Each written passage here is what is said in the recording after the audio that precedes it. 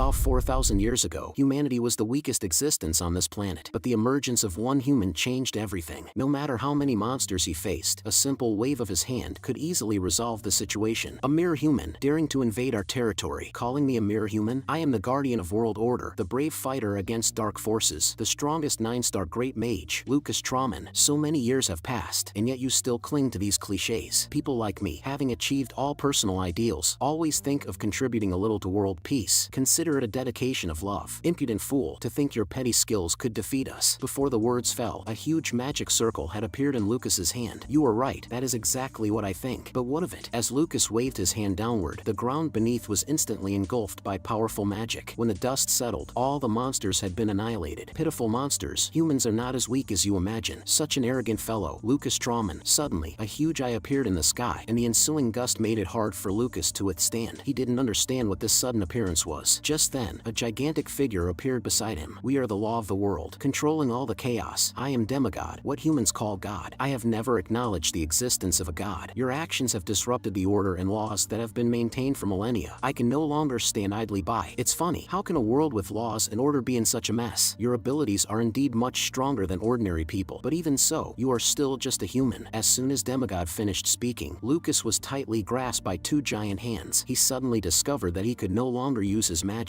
As a human, challenging divine authority is a grievous sin. You shall fall into the bottomless abyss, accompanied by darkness, forever doubtful and wandering, endlessly questioning your own existence. Endless pain will be your only companion, full of regret for your own existence. In the present day, despite being the third son of the noble Blake family, this boy endures humiliation every day. The bit of money on you, are you trying to shoo away a beggar? The third son of the Blake family, living so miserably. What does being born into a noble family matter? Compared to your talented brothers, you are just trash. But oh, Fry, that's what I like about you. Not only do you bring shame to a glorious family, but you are also called the dumbest ever in the academy. You still have the courage to live until now, which is truly remarkable. If I were you, I would have died 1,000, 10,000 times already. Maybe you don't even know yourself, but being alive still has a little value. Saying that, David fiercely punched Fry in the face. After all, you are the only one I never get tired of beating. Saying this, David straddled Fry and punched him repeatedly. After who knows how long, maybe David was tired, he grabbed Fray's hair and pushed him towards his companion. What greeted Fry was a sweeping kick from Jack. Just like that, Fry went from being one person's punching bag to two people's. Again, after who knows how long, the two looked satisfied at Fry lying on the ground. His battered body seemed like their masterpiece. Even Fray's cries of pain turned into pleasing music to their ears. David suddenly stepped on Fray's face and said, I seem to remember there's a magic practice class tomorrow afternoon, and coincidentally, you were paired with me. Don't worry, I'm so kind. I'll definitely be lenient. Tomorrow will be unforgettable for you because starting from tomorrow, you won't be able to walk on your legs anymore. Go home early and remember to be safe. We'll play together again tomorrow. Luck may not always favor a person, but suffering is different. I want to be stronger. It was unknown how long it had been, but Lucas saw a glimmer of light in the darkness. He seemed to hear a voice, as if someone was craving power. Lucas looked around, trying to find the source of the voice, but in this bottomless abyss, how could there be anyone else? Since that day, Lucas had been trapped here, unable to move. He did not know how much time had passed, whether it was hundreds or thousands of years. The punishment for resisting the gods is this endless fear. Perhaps the one craving power is not someone else, but Lucas himself. Only now as he realized how insignificant humans are. However, Lucas did not know that the voice he just heard was not an illusion. It was the most sincere desire of a young boy. 4,000 years later, Fry returned home covered in bruises, only to hear another piece of unfortunate news. Father, what are you saying? I said, you are no longer my son. I can no longer tolerate you tarnishing the family's honor. I can't remain indifferent anymore. Hearing such a response, Fry could hardly believe his ears. Is weakness such an unforgivable sin? Shut up. You don't have the right to ask that question. The Blake family cannot tolerate weak people. I'll pretend you're dead. You should pretend you never had a father like me. Fray's father then left without a second glance. Unlike the grand mansion of the Blake family, Fry lived in a decrepit attic. Being ousted from the family was the last straw that crushed Fry. Despite his resolve, his hands trembled uncontrollably. It turns out that death, so casually spoken about, is indeed so terrifying. Meanwhile, Lucas was still receiving his punishment in the bottomless abyss. However, the day-to-day torment did not make him doubt himself. God, order and laws? Are you truly satisfied with this absurd world? I finally understand why this world is so ugly and who the real culprit is. Demigod. I am willing to endure this hellish torment just to deal you a severe blow. Just then, the medication began to take effect and Fry spat out a mouthful of fresh blood. Lucas, far in the bottomless abyss, saw the light for the first time so clearly. This was a boy's final wish before death. I blame no one. A bird without wings will eventually be eliminated by nature. Survival of the fittest. This is the law of nature. It's all my fault. I was too weak to become strong. It's all my fault. Lucas saw someone other than himself in the bottomless abyss for the first time. Moreover, this boy brought more than just light. Demigod's seal on Lucas was gradually being lifted. After this child entered his consciousness, Lucas felt surrounded by warm sunlight. After the seal was lifted, Lucas approached the boy, and the boy's consciousness transferred into his mind. If I could be reborn, I'd burst through the ground with my feet, reach the highest point in the world, take in the entire world at a glance, and have a pair of huge, strong wings to soar freely. Fry, long dead, suddenly opened his eyes. He couldn't believe what he saw around him, that he had really come back. The 4,000 years of torment in the bottomless abyss had finally ended. Fry Blake, once the weakest person in the world, Lucas Trauman, once the most powerful mage, their fates intertwined. From now on, you are me, and I will become you. Since you've given me freedom, let me give you wings. Fry opened the window, breathing in the hard-earned fresh air. The scenery before him was something he had never seen in 4,000 years. Demigod, the so-called god, how dare you lock me away for 4,000 years? Wait for it, I'll strike you hard soon. We'll meet again soon, Demigod. That night, Fry went to a rural area to start building this body. Frey's body was too weak to unleash his full power, so the first thing to do was to enhance his physical strength to lay a foundation for carrying magical power. To confront Demigod, he needed to recover his original strength as soon as possible. Fry was well aware that merely recovering his former strength wasn't enough. He had to become stronger, or he would repeat the same mistakes. But he couldn't rush now. This was an opportunity he had waited 4,000 years for. He should focus on the present and build this body well. Unnoticed, dawn broke, and Fry was still standing in the same spot, motionless. After who knows how long, a powerful magical force burst forth from within Fry. Just one night's effort had brought him to a 5-star realm, but suddenly he spat out a mouthful of fresh blood. It turned out these were impurities accumulated within Frey's body. He had to expel them all, or this body would never make it that far. Meanwhile, for first time in over a decade, David has been punctual for school, because today is the day he spars with Fry. Opportunities to beat up the third son of a noble family in front of everyone are rare. I saw him at the infirmary yesterday. He was getting a bottle of sleeping pills. With his bear-like demeanor, how could he possibly have such courage? Let's bet 10 meal tickets. Time passed by